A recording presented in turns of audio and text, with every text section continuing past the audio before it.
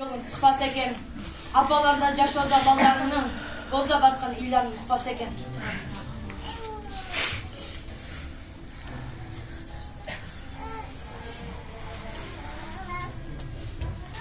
Карагыла, алдымдагы досторду, апаларын алып келип кошконду.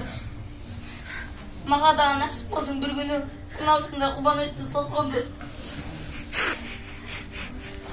Менин бирок үй бүлөм бар чыгып ата-энеге тойбу келем жашынап. Мага койсо мен аларды чогултуп кетпесин деп тилейт элем кышында. Ата-энемди күнөөлөбөйм, анткени ажыраса тагдыр экен, айла жок.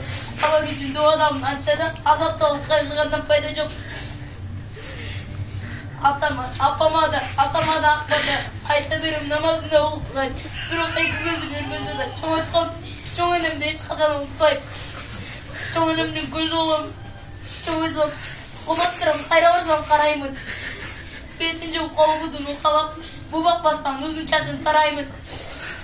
20 пара жаттап алдым чоң эне. Бул жыйында жок болсо да айтайын. 10 парага 10 минеңиз буйрса 30 пара толук жаттап кайтайын. Досторумдун апалары рахмат, аталары кетпегиле ырактап. Тиз болсоңар, биз балдар окуйбуз. Куранды көп жаттап алып барактап. Устаттарга ыраазымын. Устаттарга ыраазымын. Улуу журт ыраазымын. Демирчилер дарт көрбөсүн колуңар. Абдусалам агайыбыз баш болуп, ар бириңер аман эсен болуңар.